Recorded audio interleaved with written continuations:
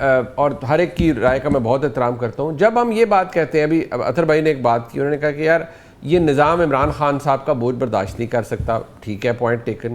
دوسری بات یہ ہے کہ انہوں نے کہا جی متعدد دفعہ انہیں اپروچ کیا گیا ہے کہ ایک یہ نہیں کہ آپ خاموش ہو جائیں, اس حکومت کو چلنے دیں, اس نظام کو چلنے دیں. میرا سوال آپ سے یہ ہے, کیا یہ نظام جس طرح سے بھی یہ بنا ہے, اس کو سٹچ اپ کیا گیا, اسے عمران خان صاحب کی ویلیڈیشن کی ضرورت ہے, نمبر ایک. دوسرا یہ کہ کیا عمران خان صاحب جیسی شخصیت سے یہ ایکسپیکٹ کرنا کہ بھئی آپ خاموش ہو کے بیٹھ جائیں, یہ آپ کے لیے ڈیل ہے, خاموش ہو جائیں گے تو آپ باہر آ کے بیٹھ جائیں, یہ آپ کو لگتا ہے does it appeal to the common sense کہ یہ بات ان سے کی جائے گی؟ نہیں, میں نہیں سمجھتا. دیکھیں, ہمارے اطہر بھائی کو نا, کاظمی صاحب کو آئین اور قانون سے تو بہت چڑ ہے, اور وہ سمجھتے ہیں کہ آئین اور قانون جو ہے وہ عمران خان کی سیاست سے وہ آپ کا اور حسن بھائی کا آئین اور قانون ہے جس سے چڑ ہے. نہیں, دیکھیں نا جی, اب اس ملک میں یہ بتائیں منیب صاحب, یہ قانون کس نے بنایا تھا کہ کنوکٹڈ آدمی کا میڈیا پہ کوریج نہیں ہو؟ یہ قانون کس نے بنایا تھا؟ جی عدالتی حکم تھا, پیمرا کا قانون تھا, ظاہری بات ہے. پھر اور اس پر عمل درآمد کس حکومت میں شروع ہوا؟ خان صاحب کے دور میں.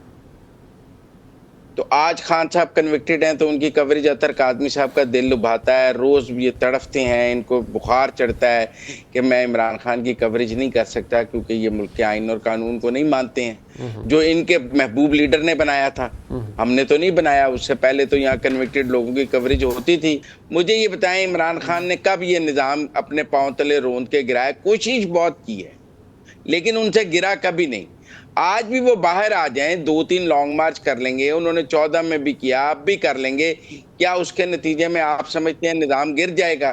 کیا عمران خان کی پاپولیرٹی کا یہ لیول ہے کہ وہ باہر نکلے تو اس نظام کو اپنے پاؤں تلے رون دے گا؟ میں نہیں سمجھتا ہوں ایسا کوئی لیول ہے. مزمل بھائی, آپ کے نزدیک نہ ان کی سیاست کا اس نظام پہ کوئی بوجھ ہے, نہ وہ اتنے پاپولر یا اتنے طاقتور ہیں کہ اگر وہ باہر آ جائیں تو یہ نظام تلپٹ ہو جائے گا, لہٰذا نہ سرے سے کوئی, مطلب یہی میں آپ کے تجزیے سے یہ تو آپ یہ کہیں گے کہ جیل میں بیٹھا ہر قیدی یہ کہے گا کہ یہ نظام میرا بوجھ نہیں برداشت کر سکتا اس لیے مجھے قید کیا ہوا ہے. بھائی سزا ہوئی ہے تو قید کیا ہوا ہے.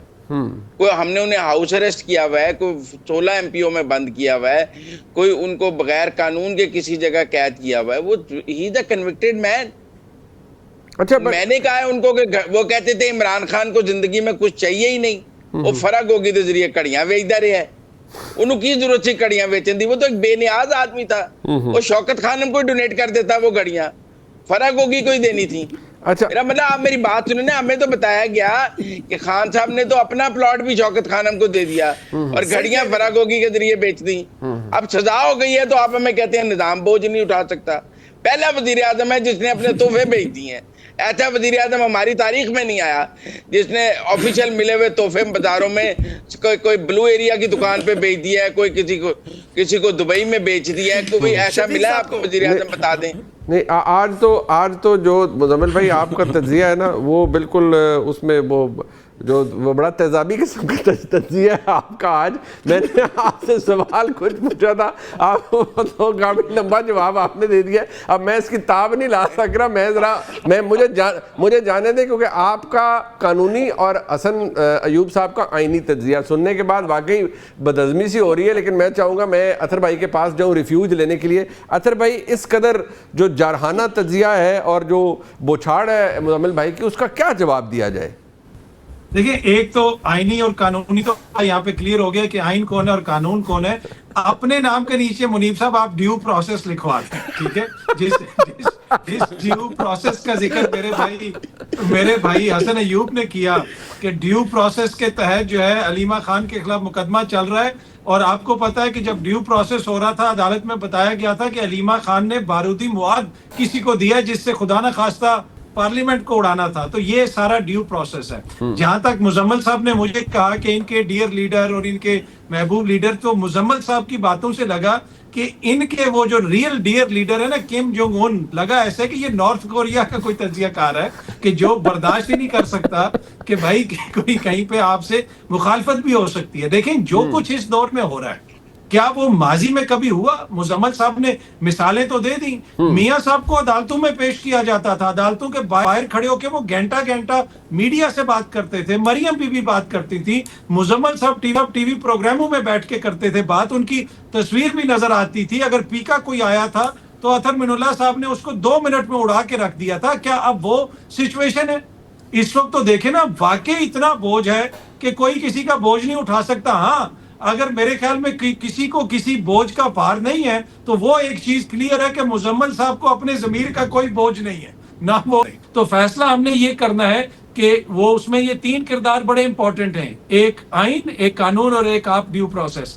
جب تک یہ چیزیں نہیں حل ہوں گی, یقین کیجئے معاملہ اسی طرح چلتا ہے. مطلب آپ پروگرام کے اندر تینوں جو چیزیں ہیں نا ان کو ہم سے ایٹریبیوٹ کر دیا. مطلب مجھے تو آپ نے خام خواہ بیچ میں رگڑ دیا ہے اور خود کو آپ نے سائل بنا دیا ہے, یعنی خود کو آپ نے مظلوم بنا دیا. لیکن چلے میں ہمارے آئینی دوست جو ہیں جناب حسن ایوب صاحب, میں ان کے پاس جاتا ہوں. حسن ایوب صاحب, جس آپ خوبی سے مسکرا رہے تھے بلکہ ٹھٹھے لے رہے تھے, جس طرح مزمل صاحب کچھ باتیں فرما رہے تھے, وہ اگر اطہر بھائی جب یہ پروگرام دیکھیں گے تو اس سے ان کو بھی دکھ ہوگا کہ یار چلے مزمل بھائی کر رہے ہیں, قانون آن سلاٹ کر رہے ہیں, آئین نے بھی کرنا شروع کر دیا ہے. تو ذرا مجھے صرف یہ بات بتائیں کہ ڈیو پروسیس کی, جس میں جو مجھے کہہ دیا جناب اطہر صاحب نے, وہ تو نہیں فالو ہو رہا نا, یا قانون اور آئین کے مطابق تو معاملات نہیں چل رہے. اتنا تو ایکسیپٹ کرنا چاہیے. ماضی میں لوگوں کے ساتھ غلطی ہوئی تو آج بھی میاں صاحب یا اور دیگر لوگ they were wronged, آج بھی ہو رہا ہے, ایسا ہی ہو رہا ہے بائی اینڈ لارج.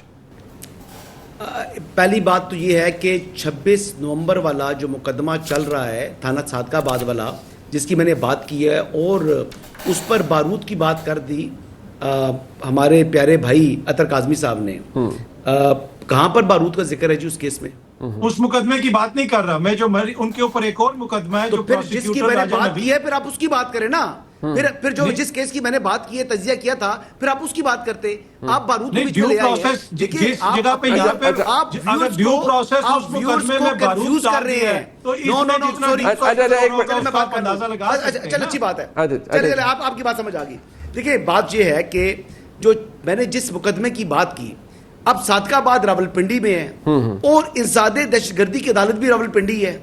اب انسداد دہشت گردی کی عدالت پر علیمہ خانم کہتی ہیں کہ جناب اس عدالت کی جورسڈکشن نہیں بنتی, یہ کوئی اور جو ہے انسداد دہشت گردی کی عدالت بنے گی. بھائی خدا کا خوف کرو, اب راولپنڈی کا مقدمہ پنڈی کی عدالت سنے گی نا, لیکن 13 مرتبہ اس میں بیلیبل اریسٹ وارنٹس جو اریسٹ جاری ہوئے علیمہ خانم کے, وہ اڈیالہ جیل بیٹھی رہی ہیں, لیکن وہاں سے یعنی 3 کلومیٹر کے فاصلے. حسن بھائی آپ سمجھتے ہیں کہ علیمہ خان دہشت گرد ہے؟ یہ جو دہشت گردی کی عدالت میں ان پہ مقدمہ چلنا چاہیے وہ تھا, میرے حساب سے مقدمہ چلائے جائیں. اگر 26 نومبر میں تھانہ صادقہ آباد کی ایف آئی آر کے اندر جو کارکنان کو